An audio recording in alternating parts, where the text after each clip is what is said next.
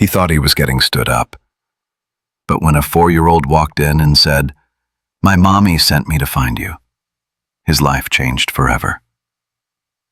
The golden lights reflected over the surface of Lake Union, shimmering like the gentle breath of an early autumn evening. Inside the Harborlight Cafe, couples chatted softly under the mellow sound of jazz, the scent of roasted coffee blending with the sweetness of pastries. And by the window sat Ethan Walker, 35 years old, alone. The watch on his wrist glowed softly. 7:20 p.m. 10 minutes passed, then 20. The woman his friend had set him up with, the one who was supposed to be perfect for him, still hadn't shown up. Ethan gave a faint, knowing smile, the kind of smile worn by someone long accustomed to meaningless waiting. He told himself quietly, "Another time, Ethan. Maybe it just wasn't meant to be. Or maybe there was never anyone meant to be." People said he had everything: a thriving tech company, an apartment overlooking the bay, a brand new Tesla. But no one knew that on nights like this, when the city lights came alive, the only thing reflected in his coffee cup was loneliness. He ran his fingers over the wooden tabletop where the candlelight flickered against his reflection. A face, once confident in every boardroom, now shadowed with quiet fatigue. The doorbell chimed. Ting. He looked up, hopeful. A couple walked in, laughing brightly. Not her. He took a deep breath, ready to ask for the check. But right then, a small, clear voice spoke. "Excuse me, are you Mr. Ethan?" Ethan froze. Standing before him was a little girl, maybe 4 years old, with softly curled blonde hair tied with a pink ribbon, and wide, luminous eyes that seemed to see straight through to the soul.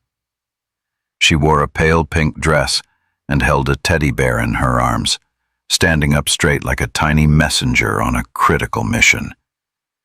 He frowned slightly, half amused, half bewildered. Yes, that's me. And who might you be, little one?" The girl answered with solemn seriousness. "My name's Emma.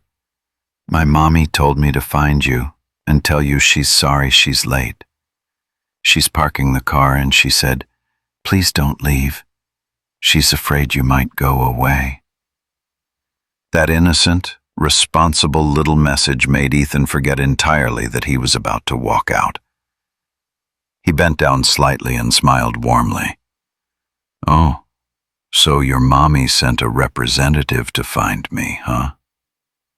Emma nodded eagerly, her eyes lighting up with pride. "Mommy showed me your picture on her phone. She said you'd be sitting by the window with a little candle. I found you." Ethan laughed softly. For the first time in months, he felt something unfamiliar, something warm, real, and profoundly human. The golden light cast over their faces, one lonely man and one determined little girl. He pointed at the seat across from him. "Would you like to wait for your mom here with me?" Emma nodded. She climbed up onto the chair, a bit. Clumsy but fiercely independent, refusing any help. Once she was settled, she placed her small hands neatly on the table, looked him straight in the eye, and said with a little grown-up seriousness, "My mommy told me not to talk to strangers. But you're not a stranger. Mommy said you're her friend." Ethan nodded gently, his eyes softening. "She's very right, and I'm really glad to be friends with both of you." Outside the window, a light breeze rippled across the lake, carrying tiny waves along the surface, as if destiny itself had just begun sketching something none of the cafe's patrons could ever foresee. Emma sat up straight, her little legs swinging in the air, her round eyes darting around the cafe as if she were on a critical mission. Ethan watched her, half curious, half amused. It had been a long time since he'd seen a child so confident. Would you like something to drink? There's warm milk or maybe hot chocolate, he asked. Yes, hot chocolate, please, but not too many marshmallows. Mommy says they'll give me cavities. Ethan chuckled, a 4-year-old speaking like a tiny adult. The waiter placed the cup of hot chocolate on the table. Emma bowed her head politely in thanks, then turned to Ethan and whispered, as if sharing a secret. Mommy said I'm not supposed to talk to strangers, but she also said you're her friend, so I think it's okay. Ethan tilted his head and smiled. Well, I'm honored to be on the not a stranger list for you and your mom. The little girl nodded thoughtfully. Mommy said you're a good man. I think she's right. That innocent statement, so simple yet so sincere, left Ethan silent. He couldn't explain why, but after just a few minutes talking with this child, a quiet warmth began to stir in his chest, a feeling he hadn't touched in a long time. Emma twirled the silver spoon in her drink, her eyes sparkling as she asked, Mr. Ethan, are you going to marry my mommy? Ethan nearly choked on his drink. He coughed lightly while Emma tilted her head, waiting for an answer with the seriousness of a little interviewer. Why would you ask that? Because our neighbor lady said Mommy needs a husband, so she won't be sad anymore. Mommy said she's trying, but it's hard with a little kid, because many men don't like children. But do you like kids, Mr. Ethan? Ethan laughed, not at the question, but at the pure, unfiltered truth in her words. Children didn't hide behind pretense. They didn't know how to lie. They simply said what they saw and felt. He was about to respond when a worried voice called from the cafe entrance. Emma, what are you doing here? Ethan turned around. A young woman was hurrying toward them, her golden hair slightly tousled, her eyes filled with both concern and embarrassment. It was Olivia Brooks, 29. She was slightly out of breath as she reached them, glancing at Ethan apologetically. I'm so sorry. I told her to wait by the door, but I guess she decided to act independently. Emma jumped in quickly, her face glowing with pride. But Mommy, I found him. I told him not to leave because you were parking the car. Ethan laughed while Olivia covered her face, cheeks flushing red. Oh my gosh, I swear she's never this bold at home. Ethan shook his head gently. It's all right. Actually, she's very polite. And maybe she just saved my evening. Olivia looked up, eyes wide, a little surprised by the warmth in his voice. A soft smile curved her lips, part relief, part gratitude. Well then, thank you for not leaving. Of course. Not, Ethan replied. I think tonight might just turn out to be one of the most memorable dates I've ever had. Their eyes met, just for a moment, but long enough to melt away all the initial awkwardness. Outside the window, the lights reflected across the lake, shimmering like tiny threads of hope beginning to weave themselves into the hearts of two people who had once been hesitant to trust the world again. Olivia sat down across from Ethan, gently tucking a loose strand of hair back into place, the wind from Seattle still lingering in its tousled waves. Emma was pulled into the seat beside her mother, happily stirring her cup of hot chocolate as if she had just completed a grand mission. Ethan spoke softly, his voice warm and without a trace of judgment. You don't have to worry. Emma is brilliant and polite. I think, if she's her mother's representative, I already understand a little bit about who you are. Olivia let out a small laugh, though her eyes still carried a hint of shyness. Thank you. But I should have told you earlier. About your daughter? Ethan asked, gently. She nodded. I never meant to hide it. It's just, things usually end the moment I say, I'm a single mom. Some people don't say anything, but their eyes say enough. Ethan was quiet for a moment, looking down at his steaming cup of coffee. The candlelight flickered across his face, softening his expression. There was no pity, no surprise, only genuine listening. Then he looked up, his voice calm but sincere. You don't need to apologize, honestly. I think any man who walks away just because you have a child is missing out on the most wonderful thing life could ever offer. Olivia froze for a moment. She hadn't expected such gentle honesty from someone she'd only just met. For a brief instant, her heart seemed to sink, not out of sadness, but from the feeling of finally being understood. Ethan glanced at Emma, who was now completely absorbed in doodling on a napkin with colored pens. He smiled. She's fantastic. I used to think success was running a company, but maybe real success is when a little girl can walk into a cafe full of strangers and say, You're my mommy's friend. Olivia laughed softly, her eyes glimmering with something light and warm, a mix of relief and quiet joy.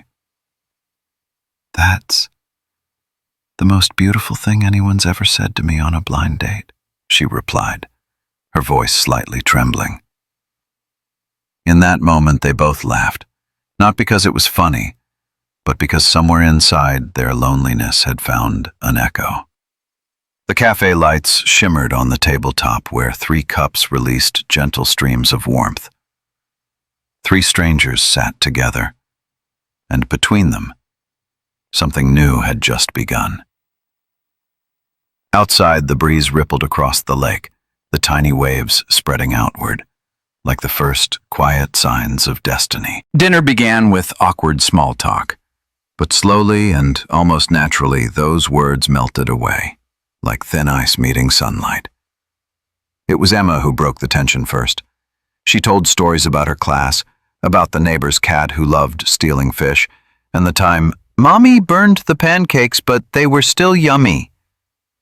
Every time she spoke, Olivia blushed a little. Sweetheart, maybe let's not share all our family secrets. But Ethan only smiled, a light, genuine smile. It's okay. Honestly, sometimes the secret behind a burnt pancake is what makes breakfast truly memorable. The line made Olivia laugh, a real, unguarded laugh. It was the kind of pure laughter she hadn't felt in years, lost somewhere amid responsibilities, bills, and endless worry. Ethan watched them, mother and daughter sharing a plate of pasta and a glass of orange juice. And for the first time in a long while, he felt something loosen in his chest. A quiet warmth began to spread inside him, like the moment the glow of firelight touches a cold room. To be honest, Ethan said slowly, his tone steady and thoughtful. I've gotten used to nights spent alone, eating quickly, working late, then going home to silence. But tonight, I realized something. The sound of your laughter. It changes everything about this space. Olivia went still. In the soft golden light of the cafe, her eyes shimmered faintly. Ethan continued, his voice low, as if confessing to himself. I've spent 10 years building a company. I have a name, wealth, and an apartment overlooking the sea. But every night when I go home, the only thing I hear is silence. And tonight I realized the most precious things in life aren't things at all. They're people. The words made Olivia look up at him, no longer with the eyes of a woman on a blind date, but with the eyes of someone who had just met a soul that truly listens. Emma was still doodling on her napkin, but halfway through she looked up and said casually, "Mr. Ethan's right, Mommy. Happiness is people, not toys."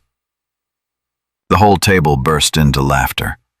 Ethan leaned closer and said softly, "Thank you, little philosopher." All three of them laughed together, and in that moment, there were no strangers left, no successful man waiting on a date, no cautious single mother, no tiny messenger.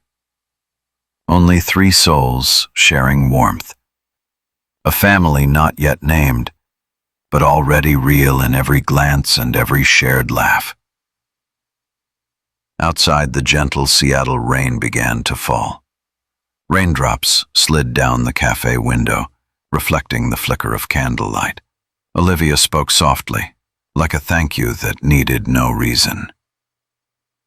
"Thank you for not leaving." Ethan replied with a tender smile. "I think walking away would have been the biggest mistake I ever made." A year had passed since that fateful evening at Cafe Harborline. Seattle was still rainy, the wind still cold, and the golden lights still shimmered across the lake, like a memory that never faded. But today Ethan returned, no longer the lonely man in a gray suit, but a man about to ask a question that could change the rest of his life. Olivia sat at their familiar table, wearing a simple cream-colored dress. Beside her, Emma, now 5 years old, held a small bouquet, her eyes sparkling with excitement. "Mommy," she whispered, "Mr. Ethan told me to keep a secret, but I think he's about to say something very, very important." Olivia laughed softly. "So important you can't keep the secret anymore?" "No," Emma said seriously, "but my heart's beating really fast." The answer made Olivia lift her head, and at that exact moment, Ethan stepped forward. In his hand was a small box, and in his eyes was something more profound than love. Gratitude. He knelt, not looking at Olivia first, but at Emma. "Emma, may I ask you something important?" "Yes?" She tilted her head curiously. "I want to ask if I could have permission to ask your mom to marry me." Emma blinked, wide-eyed for a moment, then gasped softly. "If you marry my mommy, does that mean you'll be family with me too?" Ethan nodded, his voice trembling slightly. "If you'll let me. I'll never try to replace your dad, but I promise I'll love and protect both of you, not as a duty, but as the greatest gift I've ever been given." Emma stayed silent for a few seconds, her clear eyes searching his face as if peering straight into his soul. Then she smiled, the purest smile in the world. "Okay, but you have to learn to make pancakes as good as Mommy's, and get a little better at playing dolls." The whole cafe burst into laughter. Ethan nodded solemnly. "Deal. I promise." Then he turned to Olivia. His voice trembled, but every word carried strength. "Olivia, you and Emma have taught me something I never learned in all these years. That happiness isn't a destination. It's a journey, shared with the people you love. You both turned my empty apartment into a home, and my hollow heart into a place that finally has a reason to come back to. So if you'll let me, I'd like to stay there, forever." Olivia was already crying, not with weakness but with release, and with faith reborn. She didn't speak right away. She just nodded softly. "I will." Emma jumped up, lifting her bouquet high in the air. "Mommy said yes! Mr. Ethan is going to be my daddy!" The entire cafe erupted into applause, laughter mixed with the gentle sound of piano music. The candlelight shimmered across three faces, three once-lost pieces now found, completing a picture called family. 6 months after that proposal, Seattle was still the same. The rain was still gentle, the air still carrying the scent of pine wood, and the cafe harbor light once again glowing under the evening lights. But this time, it wasn't just the place of a blind date. It was the place where a small, intimate wedding was about to take place. Inside, people gathered around a long table covered in white daisies. Olivia, in a simple lace dress, her eyes shimmering with tears of joy. Ethan stood beside her, holding her hand tightly. And Emma, in a tiny floral dress, carried a little basket, tossing rose petals into the air. The little girl announced proudly, "Guess what, everyone? I'm the one who found Mr. Ethan first. If I hadn't walked into the cafe that day, he might have gone home." Laughter filled the room. Someone called out, "Then we should thank this brave little girl for bringing them together." As the reception began, Olivia stood up, holding the microphone.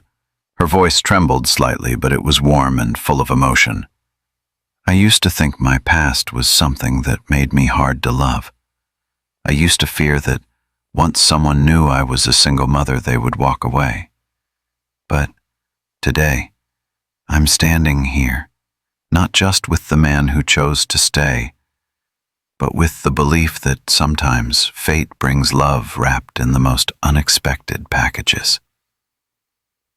She looked at Emma, then turned to Ethan, eyes glistening. "Thank you for never seeing Emma as a barrier. Thank you for seeing us as one complete gift." Ethan smiled, his gaze filled with warmth. "I didn't just see the two of you as a gift. I saw my whole life inside it." The room fell silent for a few seconds. Then came applause, not just for a promise, but for a love that was genuine, unpolished, and unconditional. Outside, the evening light settled over the lake. The three of them, Ethan, Olivia, and Emma, stood by the railing, watching the last rays of sunset ripple across the water. Emma held their hands and said softly, "I told you, sometimes people don't need to go looking for love, because love will find them first." Olivia bent down and kissed her daughter's forehead. Ethan gently squeezed both their hands. It was a simple scene, yet one that made every heart watching feel an unexplainable peace. Sometimes, love doesn't knock with roses or candles. It comes in the form of a little girl in a pink dress, carrying an innocent message that can change an entire life. Happiness isn't about finding someone perfect. It's about having the courage to love something imperfect, completely. And sometimes, the most beautiful things in life come from the smallest moments we almost overlook. Maybe right now, you're sitting somewhere thinking you've missed your chance at love. But remember, love doesn't run on a schedule.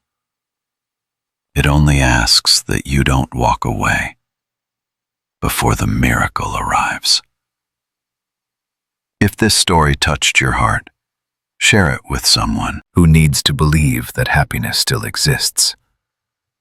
And don't forget to leave a comment, because sometimes your story might just be the next miracle.